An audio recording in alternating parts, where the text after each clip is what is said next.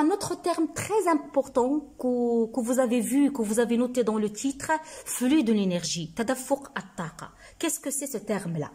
Comme vous le savez déjà, que l'énergie solaire, l'énergie lumineuse, ils constituent le carburant des écosystèmes. Effectivement, pour qui? Quels sont les organismes qui sont intéressés de ça? Ce sont les organismes qui utilisent cette énergie. Ils utilisent l'énergie provenant du soleil pour assurer leur fonction vitale. Il s'agit de qui? Effectivement, vous connaissez la réponse et il s'agit des plantes chlorophylliennes. Il s'agit des végétaux verts. Ce sont les végétaux verts qui ont la capacité d'absorber cette énergie solaire et de la convertir en énergie chimique. Ils peuvent capter cette énergie et la transformer et la convertir en énergie chimique. Comme vous voyez là, je vous dessine une feuille d'une plante verte. La plante, elle absorbe l'eau et les sels minéraux à travers ses racines. C'est la sève brute. Il absorbe l'énergie lumineuse grâce à la chlorophylle. Il fixe le CO2 qui entre à travers ses stomates. Puis, il y aura la synthèse de la matière organique, il y aura la synthèse des composés organiques, titre d'exemple, le glucose, par le phénomène de la photosynthèse. Et vous devez connaître cette réaction de la photosynthèse. Donc, C6CO2 plus C6H2O, ça va donner C6H12O6 plus 6 atomes d'oxygène. Donc, c'est un petit résumé du phénomène de la photosynthèse. Vous pouvez trouver le détail dans ma chaîne. Il y en a des capsules qui traitent la phase claire et la phase obscure de la photosynthèse. Mais, la question qu'on se pose, où se déroule cet ensemble de réactions? Eh bien, il se déroule au niveau des chloroplastes.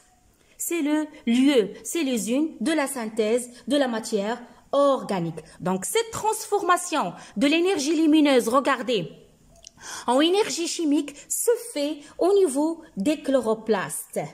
Donc, retenez bien, mes chers élèves, que les plantes chlorophylliennes vont utiliser cette énergie solaire, l'énergie lumineuse, pour transformer la matière minérale, vu qu'elle absorbe, regardez, CO2 et H2O et les sels minéraux. Donc, ils vont transformer cette matière minérale en matière organique avec rejet de l'oxygène. C'est quoi ce phénomène-là? C'est la photosynthèse, amaliyat at-tarkib ad-dawi. Ça, c'est clair. Autre chose que vous devez retenir, mes chers élèves, on note une transformation de l'énergie lumineuse. Regardez. C'est l'énergie lumineuse, elle sera convertie, elle sera transformée en énergie chimique. Cette énergie chimique, elle sera emmagasinée, dans les molécules organiques, que je donne par exemple le glucose. Donc, mes chers élèves, une autre notion que vous devez savoir, du fait que les plantes vertes, les végétaux, ou bien les plantes chlorophyllliennes, ils sont capables de synthétiser leur propre matière organique. Donc, on va les nommer autotrophes, kainat, datiyat, attardia. Ou bien, je peux les nommer aussi des producteurs, c'est-à-dire ils produisent la matière organique. Donc, cette matière organique qui est fabriquée par les végétaux par le phénomène de la photosynthèse, elle sera consommée, mes chers élèves, par les consommateurs.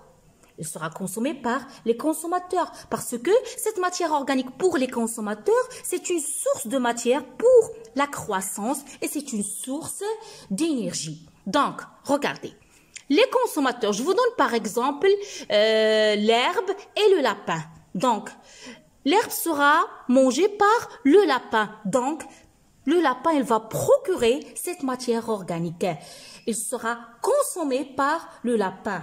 Donc, il va utiliser cette matière organique pour fabriquer leur propre matière organique. On dit que ce sont les consommateurs, ce sont des hétérotrophes. Ils sont incapables de synthétiser leur propre matière organique.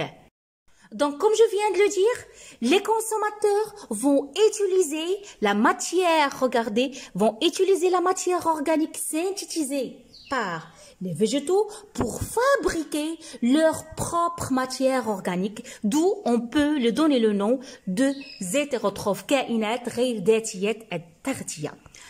Autre chose, mes chers élèves, la dégradation de cette matière organique chez les hétérotrophes se fait au niveau, c'est ça l'objectif de notre cours, se fait au niveau des mitochondries.